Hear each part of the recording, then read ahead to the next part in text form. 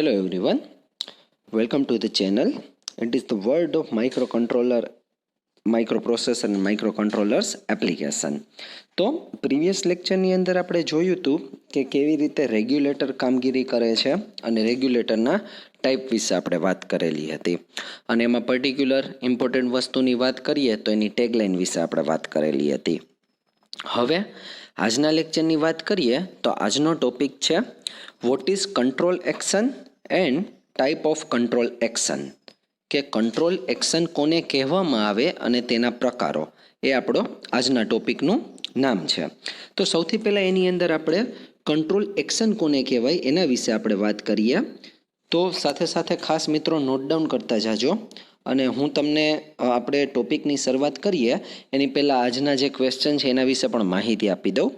પહેલો ક્વેશ્ચન છે એ છે માત્ર ને માત્ર તમારે ડેફિનેશન આપવાની છે કંટ્રોલ એક્શનની. કંટ્રોલ એક્શન કોને કહેવાય એની માત્ર ડેફિનેશન આપવાની છે. ત્યારબાદ બીજો ક્વેશ્ચન છે જે કંટ્રોલ એક્શનના 7 ટાઈપ છે એ ટાઈપ વિશે તમારે ખાલી માત્ર એના નામ આપવાના છે. એટલે કે first question is what is the definition of control action and the second question is what are the types of control action. હવે વાત કરીએ થર્ડ કંટ્રોલ એક્શનની. આપણે વાત કરીએ તો થર્ડ કંટ્રોલ એક્શન છે નહીં, થર્ડ જે ક્વેશ્ચન છે એની આપણે વાત કરીએ તો એને તમારે કહેવાનું છે પ્રપોઝનલ અથવા તો પી ટાઈપ કંટ્રોલ એક્શન કોને કહેવાય. 2 થી 3 સેન્ટેન્સની અંદર માત્ર એની ડેફિનેશન તમારે લખવાની છે. બરોબર, પહેલો ક્વેશ્ચન થયો કંટ્રોલ એક્શન કોને કહેવાય એની ડેફિનેશન, પછી છે ટાઈપ ઓફ કંટ્રોલ એક્શન અને એના પછી છે પ્રપોઝનલ અથવા તો પી ટાઈપ કંટ્રોલ એક્શન કોને કહેવાય. 2 થી 3 લીટીની અંદર તમારે એની માહિતી લખવાની છે. તો હવે આપણે આપણા લેક્ચરની શરૂઆત કરીએ. એમાં લખતા જજો સાથે સાથે. સૌથી પહેલાં છે what is control action. Control action કોને કહેવાય? કંટ્રોલ સિસ્ટમમાં જરૂરી કંટ્રોલ ક્વોન્ટિટી અથવા તો ડિઝાયર્ડ આઉટપુટ મેળવવા માટે કંટ્રોલ એક્શન મહત્વનું અંગ છે. તેની મદદથી પ્રક્રિયાને ઝડપી અથવા તો ધીમી બનાવીને એરર સિગ્નલને રિમૂવ કરીને જરૂરી કંટ્રોલ આઉટપુટ મેળવી શકાય છે. આ ઉપરાંત જરૂરી એવી કરેક્ટિવ એક્શન આપવામાં આવે છે. કરેક્ટિવ એક્શન એટલે કે સિગ્નલમાં જરૂરી એવા ફેરફાર, કરેક્ટિવ એટલે સુધારો વધારો અને એક્શન એટલે પ્રક્રિયા, જરૂરી સુધારા વધારાની પ્રક્રિયા કરવામાં આવે છે. ફરીથી જો કંટ્રોલ એક્શનની વાત કરીએ તો કંટ્રોલ સિસ્ટમમાં જરૂરી કંટ્રોલ ક્વોન્ટિટી અથવા તો ડિઝાયર્ડ આઉટપુટ મેળવવા માટે કંટ્રોલ એક્શન મહત્વનું અંગ છે. તેની મદદથી પ્રક્રિયાને ઝડપી અથવા તો ધીમી બનાવીને એરર સિગ્નલને રિમૂવ કરી શકાય છે. આ ઉપરાંત જરૂરિયાત પ્રમાણે કરેક્ટિવ એક્શન એટલે કે સુધારા વધારાની પ્રક્રિયા કરીને જરૂરી કંટ્રોલ્ડ અથવા તો ડિઝાયર્ડ આઉટપુટ મેળવી શકાય છે. આ વાત થઈ કંટ્રોલ એક્શનની ડેફિનેશનની. હવે વાત કરીએ કંટ્રોલ એક્શનના જે 7 ટાઈપ છે તેના વિશેની. તો 7 ટાઈપના નામ આપણે લખીએ. પહેલું ઓન ઓફ ટાઈપ, બીજું પ્રપોઝનલ કંટ્રોલ એક્શન, પ્રપોઝનલને પી ટાઈપ પણ કહી શકાય. એના પછી થર્ડ છે ડેરિવેટિવ કે જેને ડી ટાઈપ કહી શકીએ. ફોર્થ છે ઇન્ટિગ્રલ કે જેને આઈ કંટ્રોલ એક્શનની મદદથી આપણે ઓળખી શકીએ. એના પછીની છે પ્રપોઝનલ ડેરિવેટિવ એટલે કે પી અને ડીનું કોમ્બિનેશન કે જેને પીડી કંટ્રોલ એક્શન કહી શકીએ, પ્રપોઝનલ ડેરિવેટિવ.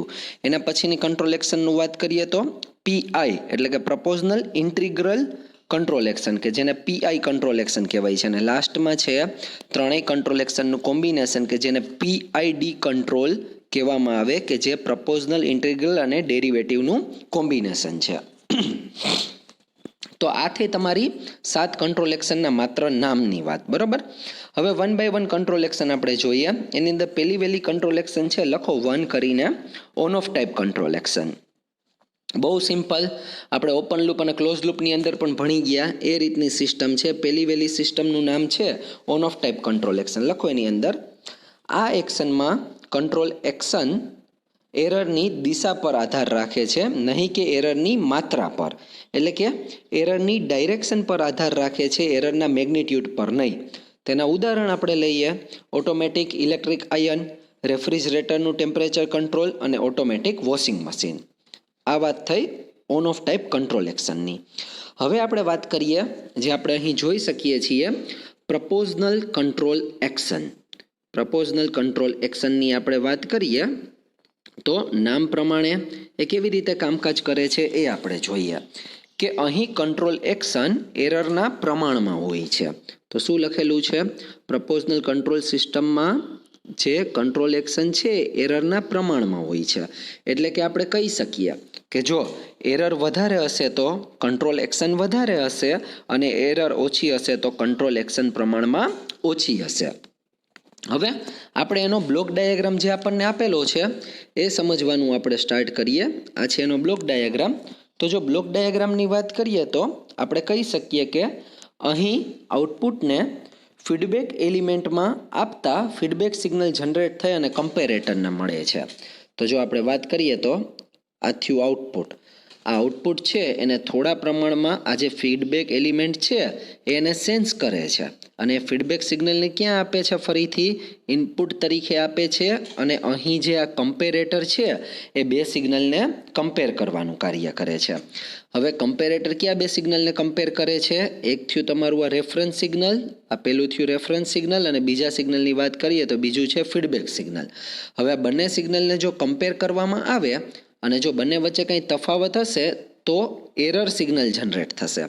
એક વસ્તુ ખાસ યાદ રાખજો કે જેવી રીતે આપણે રેગ્યુલેટરની અંદર વાત કરી કે એક રેગ્યુલેટર આપણે બહુ વ્યવસ્થિત રીતે ભણ્યા હતા તો બાકીના બધા રેગ્યુલેટર વિશે આપણને માહિતી મળી ગઈ હતી ને માત્ર ટેગલાઇનને આધારે આપણે સમજી શકતા હતા કે કેવી રીતે આઉટપુટ ડિઝાયર્ડ ક્વોન્ટિટીને જરૂરિયાત મુજબ આપણે રેગ્યુલેટ કરી શકતા હતા. સિમિલરલી આપણે વાત કરીએ તો કંટ્રોલ એક્શનની અંદર પણ એવી જ કંઈક વસ્તુ છે કે જેની અંદર એક કંટ્રોલ એક્શનને જો આપણે વ્યવસ્થિત રીતે સમજશું, એના બ્લોક ડાયાગ્રામને આપણે સમજીશું તો એના આધારે જ બીજી બધી કંટ્રોલ એક્શનમાં ખૂબ જ નજીવો એવો ફેરફાર થશે. એ શું ફેરફાર થશે એ પણ હું તમને સાથે સાથે જાણ કરતો રહીશ અને દરેક કંટ્રોલ એક્શનનો કંઈક આપણે ગ્રાફ અથવા તો કેરેક્ટરિસ્ટિક પણ જોવાની આવશે. તો અહીં આપણે અત્યાર સુધી એ વાત કરી કે અહીં આઉટપુટને ફીડબેક એલિમેન્ટમાં આપતા ફીડબેક સિગ્નલ જનરેટ થઈ અને કમ્પેરેટરને મળે છે. આપણે જોઈ શકીએ છીએ કમ્પેરેટર બે સિગ્નલને કમ્પેર કરે છે. એક છે રેફરન્સ સિગ્નલ અને બીજું છે ફીડબેક સિગ્નલ. હવે બંનેને કમ્પેર કરતા જો બંને વચ્ચે તફાવત આવશે તો એરર સિગ્નલ જનરેટ થશે. આ એરર સિગ્નલ છે એ એમ્પ્લીફાયરને આપવામાં આવશે. એરર સિગ્નલ પ્રમાણમાં વીક સિગ્નલ હોય છે. એમ્પ્લીફાયર આ વીક સિગ્નલને એમ્પ્લીફાય કરે છે અને એમ્પ્લીફાયરનું આઉટપુટ એક્ચ્યુએટિંગ સિગ્નલ બને છે. એમ્પ્લીફાયરનું આઉટપુટ એક્ચ્યુએટિંગ સિગ્નલ બને છે. આ એક્ચ્યુએટિંગ સિગ્નલ છે એ કંટ્રોલર જીને આપતા છેલ્લે આપણને કંટ્રોલ્ડ આઉટપુટ મળે છે. આ વાત થઈ પ્રપોઝનલ કંટ્રોલ એક્શન કેવી રીતે કામ કરે છે એની. ખાસ યાદ રાખજો પ્રપોઝનલ કંટ્રોલ એક્શન કોને કહેવાય એવું કોઈ પૂછે તો કહી શકીએ કે અહીં કંટ્રોલ એક્શન એરરના પ્રમાણમાં હોય છે. એટલે કે જો એરર વધારે તો કંટ્રોલ એક્શન અથવા તો કરેક્ટિવ એક્શન વધારે અને એરર ઓછી હશે તો કરેક્ટિવ એક્શન ઓછી હશે. એ થઈ પ્રપોઝનલ. પ્રપોઝનલનો ગુજરાતી અર્થ જ થાય સમપ્રમાણમાં. કોના સમપ્રમાણમાં? એરરના સમપ્રમાણમાં. બરોબર. આ વાત થઈ એના બ્લોક ડાયાગ્રામની. હવે વાત કરીએ એની કેરેક્ટરિસ્ટિકની. તો આ એનો ગ્રાફ છે.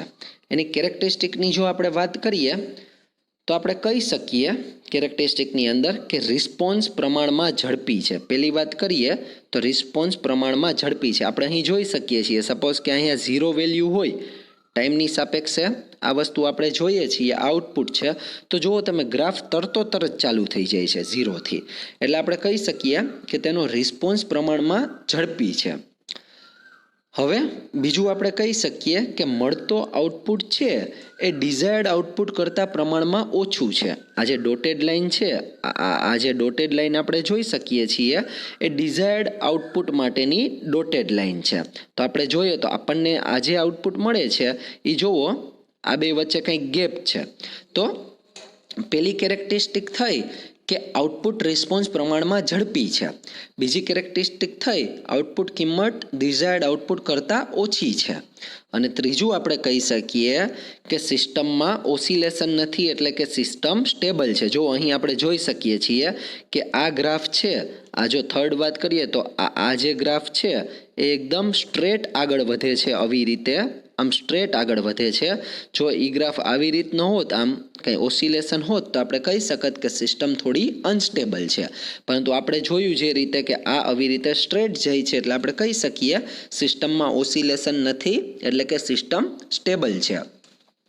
3 કેરેક્ટરિસ્ટિકની આપણે વાત કરી. રિસ્પોન્સ પ્રમાણમાં ઝડપી છે, આઉટપુટ કિંમત ડિઝાયર્ડ આઉટપુટ કરતાં ઓછી છે, અને સિસ્ટમમાં ઓસિલેશન નથી, એટલે કે સિસ્ટમ સ્ટેબલ છે. આ જરાય ગોખવાની જરૂર નથી.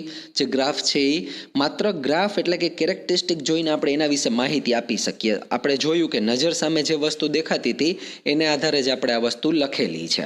તો પેલી સિસ્ટમ થઈ તમારી પ્રપોઝનલ કંટ્રોલ એક્શન સિસ્ટમ.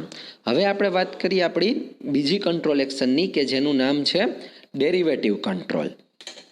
તો જે રીતે પ્રપોઝનલ કંટ્રોલ એક્શનની વાત કરીએ તો એરરના સમપ્રમાણમાં કંટ્રોલ એક્શન થતી હતી, એટલે કે એરર વધારે તો કંટ્રોલ એક્શન વધારે હતી, આમાં એરર ઓછી તો કંટ્રોલ એક્શન ઓછી, એવું હતું. તો ડેરિવેટિવની ડેફિનેશનની વાત કરીએ તો એમાં આપણે કહી શકીએ, ખાસ લખતા જાજો, ડેરિવેટિવ એટલે ડી ટાઈપ. આ સિસ્ટમમાં કંટ્રોલરનો આઉટપુટ એરરના ટાઈમ ડેરિવેટિવના પ્રમાણમાં, એટલે કે એરરના ફેરફારના દરના પ્રમાણમાં હોય છે. ફરીથી બોલું છું કે આમાં કંટ્રોલરનો આઉટપુટ એરરના ટાઈમ ડેરિવેટિવના પ્રમાણમાં હોય છે, એટલે કે એરરના ફેરફારના દરના પ્રમાણમાં હોય છે, એવું કહેવામાં આવે છે. આ થઈ એની ડેફિનેશન. હવે આપણે જોઈએ એનો બ્લોક ડાયાગ્રામ. તો બ્લોક ડાયાગ્રામથી આપણે જોઈ શકીએ છીએ કે માત્ર એક જ વસ્તુનો અહીં ફરક છે. જો પ્રપોઝનલ સિસ્ટમની વાત કરીએ તો જ્યાં આપણે આ રાઉન્ડ સર્કલ કરેલું છે અને અહીં જે ડિફરન્શિએટર વાપરેલું છે, ત્યાં પ્રપોઝનલમાં તમને મિત્રો યાદ હોય તો આપણે એમ્પ્લીફાયર વાપરેલું હતું, એ લખેલું હતું બોક્સની અંદર. આ સિસ્ટમ છે ડેરિવેટિવ સિસ્ટમ છે, માટે અહીં ડિફરન્શિએટરનો ઉપયોગ કરવામાં આવેલો છે. તો જો બ્લોક ડાયાગ્રામની વાત કરીએ તો ફરીથી આપણે લખવાનું ત્યાંથી સ્ટાર્ટ કરશું કે આઉટપુટમાંથી સિગ્નલ આઉટપુટમાંથી મળતું સિગ્નલ ફીડબેક તરીકે ફીડબેક એલિમેન્ટમાં આપવામાં આવે છે. આથી ફીડબેક એલિમેન્ટમાં આપવામાં આવે છે. અહીંથી ફીડબેક સિગ્નલ કમ્પેરેટરને આપવામાં આવે છે. કમ્પેરેટર સી જે છે એ બે સિગ્નલને કમ્પેર કરવાનું કાર્ય કરે છે, રેફરન્સ સિગ્નલ અને ફીડબેક સિગ્નલને. હવે જો બંને વચ્ચે તફાવત હશે તો એરર સિગ્નલ જનરેટ થશે. આ એરર સિગ્નલ ડિફરન્શિએટરને આપવામાં આવશે. અહીં ડિફરન્શિએટર સિગ્નલનું ટાઈમના સંદર્ભમાં ડિફરન્શિએશન કરે છે. ખાસ ધ્યાન રાખજો, શું કરે છે? ટાઈમની રિસ્પેક્ટમાં અથવા તો ટાઈમના સંદર્ભમાં ડિફરન્શિએશન કરે છે. કૌંસમાં લખો કે જેની મદદથી કયા ટાઈમે કેટલી એરર હશે તે જાણી શકાય છે. ટાઈમના સંદર્ભે ડિફરન્શિએશન એટલે શું થયું? કયા સમયે કેટલી એરર હશે તે જાણી શકાય છે. સપોઝ કે કોઈ પણ પ્રોસેસ 10 મિનિટ માટે હાલી, તો તમારે એ જાણવું હોય કે 2 મિનિટથી લઈને 3 મિનિટ સુધી એરર કેટલી હતી, એરરનું પ્રમાણ કેટલું હતું, એ જાણવું હોય તો તમે આ કંટ્રોલ એક્શનની મદદથી જાણી શકો. અથવા તમારે જાણવું હોય કે 3.55 મિનિટથી લઈ અને 3.40 મિનિટ સુધી, એટલે કે આ 3.55થી લઈ 3.60, એટલે કે આ 5 સેકન્ડના ગાળામાં એરરનું પ્રમાણ કેટલું હતું એ જાણવું હોય તો આ સિસ્ટમની મદદથી જાણી શકીએ. એટલે આપણે કીધું કે ડિફરન્શિએટર છે એ સિગ્નલનું ટાઈમના સંદર્ભમાં ડિફરન્શિએશન કરે છે, એટલે કે જેની મદદથી કયા સમયે કેટલી એરર હશે તે જાણી શકાય છે. ડિફરન્શિએટરનું આઉટપુટ એ એક્ચ્યુએટિંગ સિગ્નલ દ્વારા કંટ્રોલરને આપવામાં આવે છે. આપણે જોઈ શકીએ છીએ કે એને આગળ જતાં આપણે કંટ્રોલરને આપીએ છીએ અને કંટ્રોલરની મદદથી કંટ્રોલ્ડ આઉટપુટ મેળવવામાં આવે છે. એકદમ ટિપિકલ પી ટાઈપ કંટ્રોલ એક્શન જેવી જ કામગીરી છે, પણ પી ટાઈપ એરરના સમપ્રમાણમાં કરતું હતું કંટ્રોલ એક્શન, જ્યારે આ એરરના સિગ્નલના ટાઈમ ડિફરન્શિએશનના પ્રમાણમાં કંટ્રોલ એક્શન આપે છે. તો આ વાત થઈ ડેરિવેટિવ કંટ્રોલના બ્લોક ડાયાગ્રામની. હવે વાત કરીએ એના ગ્રાફની. તો મિત્રો જો એક વસ્તુ યાદ રાખજો કે દરેક ગ્રાફ આપણે એવી રીતે સમજીશું કે જેમાં જરાય કરતાં જરાય આપણે ગોખણપટ્ટી ન કરવી પડે. હવે જો આના ગ્રાફની આપણે વાત કરીએ તો જોઈને આપણને પહેલો પ્રશ્ન થાય કે આપણે એક વસ્તુ તો જોઈ શકીએ છીએ. પહેલી વહેલી વાત કરીએ તો કે ભાઈ રિસ્પોન્સ પ્રમાણમાં ઝડપી છે, 0 વેલ્યુ છે, આ જો તરત રિસ્પોન્સ મળે છે, બરાબર. બીજું આપણે કહી શકીએ કે ડિઝાયર્ડ આઉટપુટ, આ જે લાઈન છે ડોટેડ લાઈન એ ડિઝાયર્ડ આઉટપુટની છે. ડિઝાયર્ડ આઉટપુટ કરતાં આપણને આઉટપુટ પ્રમાણમાં વધારે મળે છે. તો એ વસ્તુ આપણે જોઈ શકીએ છીએ. એટલે એને કહી શકીએ આપણે, પહેલો મુદ્દો એવો લખી શકીએ કે રિસ્પોન્સ પ્રમાણમાં ઝડપી છે, ડિઝાયર્ડ આઉટપુટ કરતાં આઉટપુટ વધારે છે અને આઉટપુટમાં ઓવરશૂટ જોવા મળે છે. ઓવરશૂટ એટલે કે એક ધારું આઉટપુટ વધી જાય છે. જો આ જે વસ્તુ છે એને આઉટપુટનું ઓવરશૂટ એવું આપણે કહી શકીએ. તો આ કેરેક્ટરિસ્ટિક થઈ આપણી ડેરિવેટિવ સિસ્ટમની. હવે આપણે આગળ જતા વાત કરીએ આપણી ઇન્ટિગ્રલ સિસ્ટમની. પહેલી વાત કરીએ આપણે ઓન ઓફ પ્રકારની સિસ્ટમની. એના પછી આપણે જો વાત કરીએ તો આપણે વાત કરી પ્રપોઝનલ સિસ્ટમની. એના પછી ડેરિવેટિવ સિસ્ટમ અત્યારે આપણે જોઈ, અને હવે આપણે જે સિસ્ટમ જોવાના છીએ એ સિસ્ટમનું નામ છે ઇન્ટિગ્રલ કંટ્રોલ સિસ્ટમ. તો ઇન્ટિગ્રલ કંટ્રોલ સિસ્ટમની આપણે વાત કરીએ તો સૌથી પહેલાં એની ડેફિનેશનની વાત કરીએ. તો ઇન્ટિગ્રલ કંટ્રોલ સિસ્ટમ છે એ કંઈક એવી રીતે કામગીરી કરે છે કે એ એરરનું ટાઈમ ઇન્ટિગ્રેશન કરે છે. એટલે કે ટાઈમ ઇન્ટિગ્રેશન એટલે કે રિસ્પોન્સ પ્રમાણમાં ઓછો હશે, એટલે કે આપણે કહી શકીએ કે એરરનો રિસ્પોન્સ ઓછો હશે તો A at A time control એક્શનને ઓછી કરી નાખશે, અને જો એરરનો રિસ્પોન્સ વધારે હશે તો એટ એ ટાઈમ કંટ્રોલ એક્શનને વધારી નાખશે. તો આપણને સવાલ એ થાય કે તો પી ટાઈપ અને ઇન્ટિગ્રલમાં શું ફરક છે? હવે જો ધ્યાનથી સાંભળજો. પી ટાઈપ સિસ્ટમ છે એવી સિસ્ટમ છે કે જ્યારે પ્રોસેસ ચાલુ થાય, કોઈ પણ કંટ્રોલ પ્રોસેસ ચાલુ થાય ત્યારે શરૂઆતમાં જ નક્કી કરી લેશે કે એરર વધારે છે તો કરેક્ટિવ એક્શન અથવા તો કંટ્રોલ એક્શનને વધારે રાખો, એરર ઓછી છે તો કરેક્ટિવ એક્શન અથવા તો કંટ્રોલ એક્શનને ઓછી રાખો. એકવાર પ્રક્રિયા ચાલુ થઈ ગઈ પછી વચ્ચેથી એમાં ફેરફાર નહીં થઈ શકે. જ્યારે ઇન્ટિગ્રલની વાત કરીએ તો આખી પ્રોસેસ સપોઝ કે 5 મિનિટની છે કોઈ પણ કંટ્રોલ એક્શન, જેમ કે આપણે વાત કરીએ કે ફેક્ટરીની અંદર કોઈ પણ ઓટોમેશનનું વર્ક કરવાનું છે અને કંટ્રોલ પ્રોસેસ છે, 5 મિનિટ કે 10 મિનિટ ચાલવાની છે, તો વચ્ચે પ્રોસેસ દરમિયાન જો એરરમાં વધારો કે ઘટાડો થશે તો આખી પ્રોસેસ દરમિયાન તમે કરેક્ટિવ એક્શન અથવા તો કંટ્રોલ એક્શનમાં વધારો ઘટાડો કરી શકશો. એને કહેવાય એરર સિગ્નલનું ટાઈમ ઇન્ટિગ્રેશન. જ્યારે પ્રપોઝનલમાં કેવું છે, 5 મિનિટ કે 10 મિનિટની કોઈ પણ સિસ્ટમ છે તો શરૂઆતમાં તમે કરેક્ટિવ એક્શન ફાસ્ટ આપી, ઝડપી આપી તો એ છેક સુધી ઝડપી જ રહેશે. જો કરેક્ટિવ એક્શનને સ્લો અથવા તો ધીમી આપી તો છેક સુધી સ્લો અથવા તો ધીમી જ રહેશે. એમાં વચ્ચેથી તમે સ્લો અથવા તો ફાસ્ટ અથવા તો કરેક્ટિવ એક્શનમાં ફેરફાર નહીં કરી શકો. અને ઇન્ટિગ્રલની અંદર વચ્ચેથી પણ જરૂરિયાત પ્રમાણે યુઝર કે એપ્લિકન્ટ છે એ ફેરફાર કરી શકશે. એને કહેવાય એરર સિગ્નલનું ટાઈમ ઇન્ટિગ્રેશન. બરાબર? તો ઇન્ટિગ્રલ કંટ્રોલ સિસ્ટમની વાત કરીએ તો અગેન સેમ આપણે કહેશું કે આઉટપુટમાંથી મળતા સિગ્નલને ફીડબેક એલિમેન્ટ સેન્સ કરે છે અને ફીડબેક સિગ્નલ તરીકે એને કમ્પેરેટરમાં આપવામાં આવે છે. અહીં કમ્પેરેટર છે એ બે સિગ્નલને કમ્પેર કરે છે, રેફરન્સ સિગ્નલ અને ફીડબેક સિગ્નલને. જો બંને વચ્ચે કંઈ તફાવત હશે તો એરર સિગ્નલ જનરેટ થશે અને આ એરર સિગ્નલ ઇન્ટિગ્રેટરને આપવામાં આવશે. જો હવે તમે ધ્યાનથી જુઓ 3 બ્લોક ડાયાગ્રામ તો તમે જોઈ શકો છો કે પ્રપોઝનલની અંદર એમ્પ્લીફાયર વાપરવામાં આવતું હતું, એરર સિગ્નલ એમ્પ્લીફાયરને આપવામાં આવતું હતું. ડિફરન્શિએટર આપણે ડેરિવેટિવ સિગ્નલમાં વાપરતા હતા અને ઇન્ટિગ્રેટર આપણે ઇન્ટિગ્રલ કંટ્રોલ એક્શનમાં વાપરીએ છીએ. એટલે બાકીનો આખો બ્લોક ડાયાગ્રામ સિમિલર છે, એક કમ્પોનેન્ટનો ખાલી ફેરફાર થાય છે. તો હવે આ જે એરર સિગ્નલ છે ઇન્ટિગ્રેટરને આપવામાં આવશે. ઇન્ટિગ્રેટર છે અહીં એરર સિગ્નલનું ઇન્ટિગ્રેશન કરે છે. આ ઇન્ટિગ્રેટ થયેલું એરર સિગ્નલ છે એક્ચ્યુએટિંગ સિગ્નલ બનીને કંટ્રોલરને આપવામાં આવે છે. કંટ્રોલર અહીં આ જે તે સિગ્નલને ફેરફાર જરૂરી એવા ફેરફારને કરેક્ટિવ એક્શન કરીને આઉટપુટમાં કંટ્રોલ આઉટપુટ આપે છે. તો જો ત્રણેય કંટ્રોલ એક્શનની જો આપણે વાત કરીએ, ખાસ જોજો ત્રણેયનો ડિફરન્સ એક લાઇનની અંદર જ ડિફરન્સ છે, પણ એ મહત્વની વસ્તુ છે. પ્રપોઝનલ કંટ્રોલ એક્શનની જો આપણે વાત કરીએ તો એરરના સમપ્રમાણમાં કંટ્રોલ એક્શન આપે છે. પ્રપોઝનલ એટલે કે ના સમપ્રમાણમાં, એટલે કે એરર વધારે તો કંટ્રોલ એક્શન ઝડપી અને વધારે, એરર ઓછી તો કંટ્રોલ એક્શન ધીમી અને પ્રમાણમાં ઓછી. ડેરિવેટિવ કંટ્રોલ સિસ્ટમની વાત કરીએ તો એરર સિગ્નલના સંદર્ભમાં ટાઈમ ડિફરન્શિએશન કરે છે, એટલે કે જેની મદદથી કયા સમયે કેટલી એરર હશે તે જાણી શકાય છે. અને ઇન્ટિગ્રલ સિસ્ટમની વાત કરીએ તો એરર સિગ્નલનું ટાઈમ ઇન્ટિગ્રેશન કરે છે, એટલે કે આખી પ્રક્રિયા દરમિયાન જો એરરમાં વધારો કે ઘટાડો આવશે તો કરેક્ટિવ એક્શનમાં પણ વધારો ઘટાડો કરીને એરર સિગ્નલને દૂર કરવામાં આવશે. આ વાત થઈ ઇન્ટિગ્રલ કંટ્રોલની.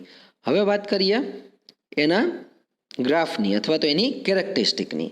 તો સૌથી પહેલાં આપણે જોઈ શકીએ છીએ કે પહેલી વાત કરીએ તો રિસ્પોન્સ પ્રમાણમાં ધીમો છે. વિથ કમ્પેર ટુ પ્રપોઝનલ અથવા તો ડેરિવેટિવ સિગ્નલની વાત કરીએ તો એના પ્રમાણમાં રિસ્પોન્સ પ્રમાણમાં ધીમો છે એવું આપણે કહી શકીએ. બીજું આપણે કહી શકીએ કે ડિઝાયર્ડ આઉટપુટ કરતાં મળતું આઉટપુટ પ્રમાણમાં થોડું ઓછું છે. એ વસ્તુ આપણે અહીં જોઈ શકીએ છીએ કે જુઓ અહીં ડિઝાયર્ડ આઉટપુટ છે એ આપણું ડોટેડ લાઇન છે. એ આપણે કહી શકીએ કે ડોટેડ લાઇન કરતાં મળતું આઉટપુટ પ્રમાણમાં ઓછું છે અને આઉટપુટમાં થોડા પ્રમાણમાં ઓસિલેશન જોવા મળે છે. તો જો પહેલી વાત થઈ રિસ્પોન્સ પ્રમાણમાં ધીરો છે, આઉટપુટમાં ઓસિલેશન આવે છે અને તે ઓવરશૂટ નથી. ઓવરશૂટ એટલે કે ઉપર જઈને બંધ નથી રહેતો, એને ઓવરશૂટ છે એવું કહી શકીએ આપણે. તો 3 કેરેક્ટરિસ્ટિક થઈ આની. આઉટપુટ રિસ્પોન્સ પ્રમાણમાં ધીમો છે, ડિઝાયર્ડ આઉટપુટ કરતાં થોડું ઓછું આઉટપુટ મળે છે અને આઉટપુટમાં ઓસિલેશન જોવા મળે છે. તો આ વાત થઈ આપણી ઇન્ટિગ્રલ સિસ્ટમની. ફરીથી જો હું જરાક થોડો નાનો એવો રિકેપ તમને આપી દઉં મિત્રો, તો આપણે કહી શકીએ કે પહેલી સિસ્ટમ હતી ઓન ઓફ સિસ્ટમ, બીજી સિસ્ટમ હતી પ્રપોઝનલ સિસ્ટમ, થર્ડ હતી ડેરિવેટિવ અને ફોર્થ આપણે અત્યારે જોઈ હતી ઇન્ટિગ્રલ. હવે આપણે આગળ જતા આપણી 5, 6 અને 7 કંટ્રોલ એક્શનની વાત કરીએ એની પહેલાં હું માત્ર તમને એટલી વસ્તુ કહેવા માંગીશ કે જો પોસિબલ હોય તો બીજી, ત્રીજી અને ચોથી એટલે કે પી, ડી અને આઈ ટાઈપ કંટ્રોલ એક્શનનું એકવાર જરા ક્વિક રિવિઝન કરી લેજો. કારણ કે 5મી, 6ઠ્ઠી અને 7મી કંટ્રોલ એક્શન જે છે એ ક્યાંક ને ક્યાંક આ બધી કંટ્રોલ એક્શનનું કોમ્બિનેશન કરીને બનાવવામાં આવેલી છે. તો એ વસ્તુ હવે આપણે જોઈએ. જે રીતે આપણે વાત કરીએ પ્રમાણે કે 5મી કંટ્રોલ એક્શન છે એ 2 કંટ્રોલ એક્શનનું કોમ્બિનેશન છે. એટલે કે આ કંટ્રોલ એક્શનની વાત કરીએ તો એ પ્રપોઝનલ અને ડેરિવેટિવનું કોમ્બિનેશન છે. એટલે કે એમાં પ્રપોઝનલનું જે કમ્પોનન્ટ છે એ પણ વપરાશે અને ડેરિવેટિવનું કમ્પોનન્ટ છે ડિફરન્શિએટર એ પણ એની અંદર વપરાશે. તો પ્રપોઝનલના કમ્પોનન્ટની વાત કરીએ તો એ છે એમ્પ્લીફાયર. ડિફરન્શિએટરના કમ્પોનન્ટની વાત કરીએ, ડેરિવેટિવની વાત કરીએ તો એ છે ડિફરન્શિએટર. તો હવે આમાં શું ફાયદો થશે? તો જો હું તમને એક વસ્તુ યાદ દેવડાવું, એનાલોગ ઇલેક્ટ્રોનિક્સ ECSEની અંદર આપણે ફિલ્ટર કરીને ટોપિક ભણ્યો હતો, યાદ હોય તો. એમાં ફિલ્ટર કંઈક આ રીતના હતા. એક હતું શન્ટ કેપેસિટર ફિલ્ટર, કે માત્ર કેપેસિટર વપરાતું હતું ફિલ્ટરિંગ માટે. એના પછી હતું સિરીઝ ઇન્ડક્ટર ફિલ્ટર, કે માત્ર ઇન્ડક્ટર વપરાતું હતું. એના પછી હતું ચોક ઇનપુટ LC ફિલ્ટર અને કેપેસિટર ઇનપુટ LC ફિલ્ટર, કે જેમાં 2 કમ્પોનન્ટ આપણે ફિલ્ટરિંગ માટે વાપરતા હતા, L અને C, એટલે કે ઇન્ડક્ટર અને કેપેસિટર. અને એના પછી આપણે લાસ્ટમાં વાપરતા હતા પાઈ ફિલ્ટર. તો એમાં આપણે ત્યારે જે તે વખતે એવો ક્વેશ્ચન પણ કરેલો હતો કે કયું ફિલ્ટર સૌથી સારું છે? તો તમે જ જવાબ આપ્યો હતો કે પાઈ ફિલ્ટર સર સૌથી સારું છે. એનું રીઝન એ છે કે એમાં 3 વાર ફિલ્ટરિંગ પ્રોસેસ થાય છે. પાઈ એટલે કે મેથેમેટિક્સના પાઈ જેવા આકારનું હતું ને એમાં 3 ફિલ્ટર કમ્પોનન્ટ હતા, 2 કેપેસિટર ને 1 ઇન્ડક્ટર હતું. તો 3 વાર ફિલ્ટરિંગ થતું હતું એટલે એ વધારે સારું છે. તો આની અંદર પણ આપણે વાત કરીએ તો પી, આઈ અને ડી એ બધા ઇન્ડિવિડ્યુઅલ કંટ્રોલ આપતા હતા. જ્યારે પીડીની અંદર શું છે, 2 વાર કંટ્રોલ એક્શન આપણને મળશે. એટલે કે સિગ્નલને 2 વાર કરેક્ટિવ એક્શન આપીને આપણે એરરને મેક્સિમમ દૂર કરવાની ટ્રાય કરશું. તો સિમ્પલ છે, આનો બ્લોક ડાયાગ્રામ આપણે સમજવાનું સ્ટાર્ટ કરીએ તો આપણે કહી શકીએ કે આઉટપુટમાંથી મળતા સિગ્નલને થોડા પ્રમાણમાં ફીડબેક એલિમેન્ટ લઈ અને આગળ જતા ફીડબેક સિગ્નલ તરીકે કમ્પેરેટરને આપે છે. કમ્પેરેટર અહીં 2 સિગ્નલને કમ્પેર કરે છે. કમ્પેર કરતા જો રેફરન્સ સિગ્નલ અને ફીડબેક સિગ્નલ વચ્ચે કોઈ તફાવત આવશે તો એરર સિગ્નલ જનરેટ થશે. અહીં એરર સિગ્નલ છે એ 2 જગ્યાએ જાય છે. જો જોઈ શકીએ છીએ આપણે, એક જાય છે એમ્પ્લીફાયરમાં અને બીજું જાય છે ડિફરન્શિએટરમાં. તો આપણે કહી શકીએ કે એરર સિગ્નલ એમ્પ્લીફાયરમાં જતાં એ સિગ્નલ પ્રમાણમાં વીક સિગ્નલ હશે એટલે એની સ્ટ્રેન્થમાં ત્યાંથી વધારો થશે અને ડિફરન્શિએટર છે એ એરર સિગ્નલનું ટાઈમના સંદર્ભમાં ડિફરન્શિએશન કરશે. હવે આ બંને સિગ્નલ છે આગળ જતાં આપણે જોઈ શકીએ છીએ કે સમિંગ પોઈન્ટમાં જાય છે. સમિંગ પોઈન્ટમાં આ બંને સિગ્નલનું કોમ્બિનેશન થાય છે અને એ સિગ્નલ કમ્બાઈન થઈ અને મળે છે કંટ્રોલરને. કંટ્રોલર છે અહીં જરૂરી એવી કરેક્ટિવ એક્શન આપીને એટલે કે જરૂરી એવા સુધારા વધારા કરીને છેલ્લે આઉટપુટમાં આપણને કંટ્રોલ અથવા તો ડિઝાયર્ડ આઉટપુટ આપે છે. કાંઈ જ નથી મિત્રો આની અંદર. આ બ્લોક ડાયાગ્રામમાં માત્ર એમ્પ્લીફાયર શું કરે અને ડિફરન્શિએટર શું કરે છે એ જ લખવાનું છે. બાકીની જો બધી વસ્તુની આપણે વાત કરીએ તો કમ્પેરેટર છે કોમન કામગીરી કરે છે, ફીડબેક એલિમેન્ટની કામગીરી પણ કોમન છે અને જી એટલે કે કંટ્રોલર પણ કોમન છે. દર વખતે માત્ર એક જ કમ્પોનન્ટ ચેન્જ થયા રાખે છે અને એમ્પ્લીફાયરનું મળતું આઉટપુટ અને ડિફરન્શિએટરના મળતા આઉટપુટને કમ્બાઈન કરવા માટે આપણે ત્યાં સમિંગ પોઈન્ટ વાપરેલો છે એવું આપણે કહી શકીએ છીએ. આ વાત થઈ પીડી ટાઈપ કંટ્રોલ એક્શનની. હવે એના આપણે ગ્રાફની વાત કરીએ તો ગ્રાફની અંદર આપણે જોઈ શકીએ છીએ કે આપણે કહી શકીએ પહેલી વસ્તુ તો કે ભાઈ રિસ્પોન્સ પ્રમાણમાં ઝડપી છે, આઉટપુટ ડિઝાયર્ડ આઉટપુટ કરતાં ઓછું મળે છે, સ્ટેડી સ્ટેટ એરર મળે છે. સ્ટેડી સ્ટેટ એરર એટલે કે સિગ્નલ છે સ્ટેડી ને સ્ટેડી રહે છે. જે એરર મળે છે એને સ્ટેડી સ્ટેટ એરર તરીકે ઓળખવામાં આવે છે અને આઉટપુટમાં થોડા પ્રમાણમાં ઓવરશૂટ જોવા મળે છે. આ વાત થઈ આપણી પીડી ટાઈપ કંટ્રોલ એક્શનની કેરેક્ટરિસ્ટિકની. એના પછી આપણે વાત કરીએ પ્રપોઝનલ ઇન્ટિગ્રલ કંટ્રોલ એક્શનની. તો પ્રપોઝનલ ઇન્ટિગ્રલ કંટ્રોલ એક્શનની વાત કરીએ તો પ્રપોઝનલ માટે એમ્પ્લીફાયર વાપરેલું છે, ઇન્ટિગ્રલ માટે ઇન્ટિગ્રેટર વાપરેલો છે, બાકીની આખી વસ્તુ છે એ કોમન આપેલી છે. તો આપણે વાત કરીએ આની તો શરૂઆત કરી શકીએ. આઉટપુટમાંથી મળતા સિગ્નલને થોડા પ્રમાણમાં ફીડબેક એલિમેન્ટ પોતાની પાસે લઈ અને ફીડબેક સિગ્નલ તરીકે કમ્પેરેટરને આપે છે. કમ્પેરેટર બે સિગ્નલનું કમ્પેરિઝન કરે છે, રેફરન્સ સિગ્નલનું અને ફીડબેક સિગ્નલનું. જો બંને વચ્ચે તફાવત હશે તો એરર સિગ્નલ જનરેટ થશે. આ એરર સિગ્નલ એમ્પ્લીફાયરમાં અને ઇન્ટિગ્રેટરમાં આપવામાં આવશે. તો એમ્પ્લીફાયર છે આ એરર સિગ્નલ પ્રમાણમાં વીક સિગ્નલ હશે તેને એમ્પ્લીફાય કરશે અને ઇન્ટિગ્રેટર છે એરર સિગ્નલનું ટાઈમ ઇન્ટિગ્રેશન કરશે. બંનેના જે આઉટપુટ છે એને સમિંગ પોઈન્ટની મદદથી કમ્બાઈન કરવામાં આવે છે અને એ સિગ્નલને કંટ્રોલરને આપવામાં આવે છે. કંટ્રોલર અહીં જરૂરી એવા ફેરફાર કરીને કરેક્ટિવ એક્શન આપીને એરર સિગ્નલને દૂર કરે છે અને છેલ્લે આપણને ડિઝાયર્ડ અથવા તો કંટ્રોલ મેનરની અંદર આઉટપુટ મળે છે. બહુ જ સિમ્પલ વસ્તુ છે મિત્રો. ખાલી એટલું જ યાદ રાખવાનું છે કે ભાઈ પ્રપોઝનલમાં શું થાય ને ઇન્ટિગ્રલમાં શું થાય છે. બાકી તો કોમ્બિનેશન જ છે. બાકી તો આપણે વાત કરીએ એ પ્રમાણે કમ્પેરેટર કોમન છે, ફીડબેક એલિમેન્ટ કોમન છે, સમિંગ પોઈન્ટ કોમન છે, કંટ્રોલર કોમન છે, બધી વસ્તુ કોમન છે. બરોબર. તો હવે આપણે વાત કરીએ એની કેરેક્ટરિસ્ટિકની.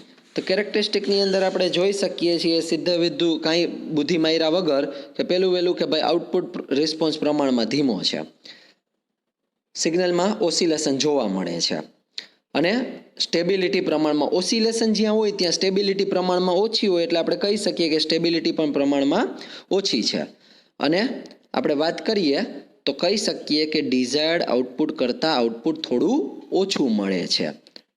તો આ તમે કેરેક્ટરિસ્ટિકની અંદર તમારે એક કે બે મુદ્દા માત્ર લખવાના છે. બરોબર. તો એ જે તે વસ્તુ આપણે ગ્રાફ ઉપરથી જોઈને લખી શકીએ. હવે આપણે આપણી વાત કરીએ લાસ્ટ સિસ્ટમની. જે સિસ્ટમ છે પીઆઈડી કંટ્રોલ. લાસ્ટ સિસ્ટમ છે એ છે પીઆઈડી કંટ્રોલ. તો આપણે જોઈ શકીએ પીઆઈડી કોનું કોનું કોમ્બિનેશન છે. એક તો પી ટાઈપ એટલે કે એ સિસ્ટમની અંદર વાપરેલું છે એમ્પ્લીફાયર, આઈ ટાઈપ એટલે કે એની અંદર વાપરેલું છે ઇન્ટિગ્રેટર અને ડી ટાઈપ કે એની અંદર વાપરેલું છે ડિફરન્શિએટર. એટલે કે ત્રણેયનું કોમ્બિનેશન કરેલું છે એને પીઆઈડી કંટ્રોલ એવું કહેવામાં આવે છે. તો આની આપણે વાત કરીએ શોર્ટ નોટની તો આપણે કહી શકીએ કે આઉટપુટમાંથી સિગ્નલને થોડા પ્રમાણમાં ફીડબેક એલિમેન્ટ લઈ અને ફીડબેક સિગ્નલ તરીકે કમ્પેરેટરને આપે છે. કમ્પેરેટર અહીં બે સિગ્નલને કમ્પેર કરે છે, રેફરન્સ સિગ્નલ અને ફીડબેક સિગ્નલને.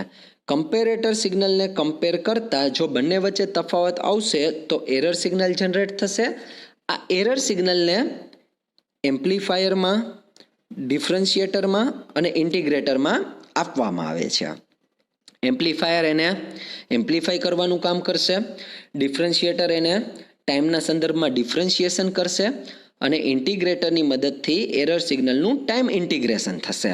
હવે જુઓ તો એમ્પ્લીફાયરના આઉટપુટ અને ડિફરન્શિએટરના આઉટપુટને જે પહેલું સમિંગ પોઈન્ટ છે એની મદદથી કમ્બાઈન કરવામાં આવે છે. ત્યારબાદ ઇન્ટિગ્રેટરનું જે આઉટપુટ છે એને અને એમ્પ્લીફાયર અને ડિફરન્શિએટરના આઉટપુટને ફરીથી બીજા સમિંગ પોઈન્ટથી કમ્બાઈન કરવામાં આવે છે. સમિંગ પોઈન્ટ નામ પ્રમાણે સમ એટલે કે સરવાળો કરવો, બે વસ્તુને એડ કરે છે. એટલે કે હવે આ સમિંગ પોઈન્ટ છે ત્યાં ત્રણ સિસ્ટમના આઉટપુટ છે કમ્બાઈન થઈ ગયા છે. હવે કમ્બાઈન થયેલા આઉટપુટને આપણે કંટ્રોલર જીને આપીએ છીએ.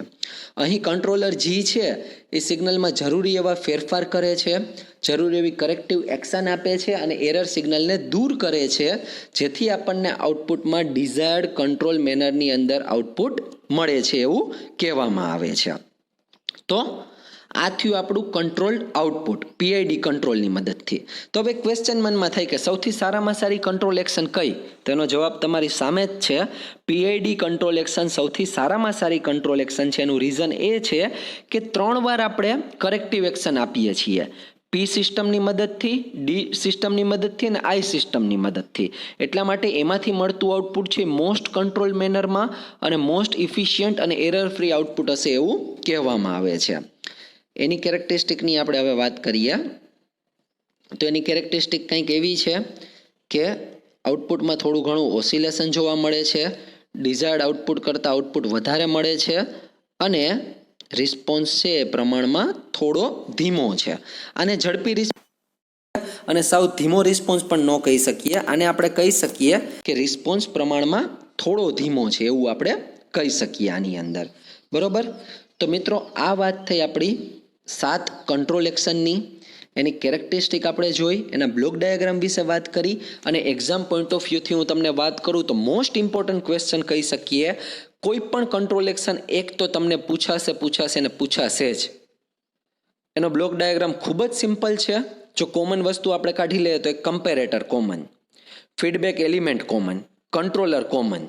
દર વખતે ચેન્જ થશે. પી માટે એમ્પ્લીફાયર, ડી માટે ડિફરન્શિએટર અને આઈ માટે ઇન્ટિગ્રેટર. અને જો 2 કે 3 સિસ્ટમનું કોમ્બિનેશન હશે તો એને કમ્બાઈન કરવા માટે આપણે સમિંગ પોઈન્ટ વાપરેલું હશે. તો ખાસ આ ટોપિકને લઈને તમને જે ક્વેશ્ચન પૂછવામાં આવેલા છે, આખો વિડીયો શાંતિથી જોઈ જરૂરી એવી નોટ તમારી બનાવીને ખાસ મને કમેન્ટ બોક્સની અંદર લખજો. હું છેલ્લા કેટલા દિવસથી નોટિસ કરું છું કે કમેન્ટ બોક્સની અંદર અમુક સર્ટેન સ્ટુડન્ટ્સ જ આન્સર આપે છે. એવું નથી કરવાનું. આ બધી વસ્તુ નોટ ડાઉન થઈ છે.